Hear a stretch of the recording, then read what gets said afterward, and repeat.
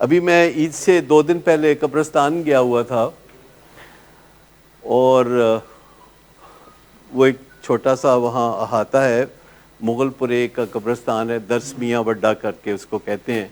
تو وہاں میری والدہ کی قبر ہے، اور والدہ کی قبر کے ساتھ میرے والد کی قبر ہے، اور اس کے ساتھ میرے بڑے بھائی کی قبر ہے، اور آگے 3 قبروں کی جگہ خالی ہے.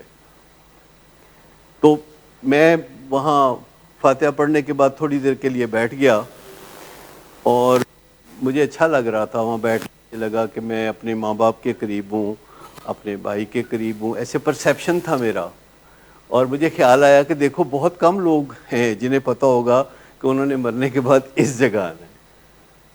یعنی اس میں ایک حقیقت ہے، اس میں کوئی شائبے کی بات نہیں ہے کہ آپ بڑے غور سے اس جگہ کو دیکھ رہے ہیں. اچھا یہ ہے وہ جگہ، اور آپ جب جاتے آتے رہتے ہیں اور آپ کہتے ہیں اچھا یہ ہے وہ جگہ جہاں مجھے آنا ہے، اچھا یہ ہے میری منزل. اور جب آپ کو پتہ ہوتا ہے تو پھر آپ کو ڈر نہیں لگتا. جس چیز سے بھی آپ کی فیملیرٹی ہوتی ہے، جس چیز سے آپ کی شناسائی ہوتی ہے، جس چیز کو آپ دیکھتے رہتے ہیں، بھگتتے رہتے ہیں. جیسے اگر آپ کو ایئر ٹریول سے ڈر لگتا ہے تو چند فلائٹس لینے سے آپ کا ڈر دور ہو جائے گا. تو اسی طرح اگر موت کو یاد کرتے رہیں اور زندگی کو نبھاتے رہیں. موت یاد کرنے کی چیز ہے، زندگی اچھی طرح نبھانے کی چیز ہے. اور آپ سے بھی ہم جب باتیں کرتے ہیں اور ساری حقیقت کی باتیں کرتے ہیں، اور ماشاءاللہ آپ بہت اچھے طریقے سے ان باتوں کو سنتے ہیں، عمل کرتے ہیں، فائدہ اٹھاتے ہیں. اور اگر کبھی کبھی آپ ہماری بات نہیں سنتے تو پھر ہم کیا کہتے ہیں؟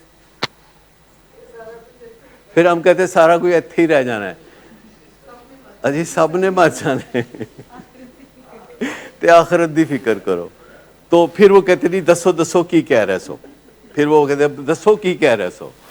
تو یہ ہمیں وہ جو ایک یو ٹرن لینے کی ضرورت ہوتی ہے، تو پھر وہ ہم یو ٹرن لے لیتے ہیں.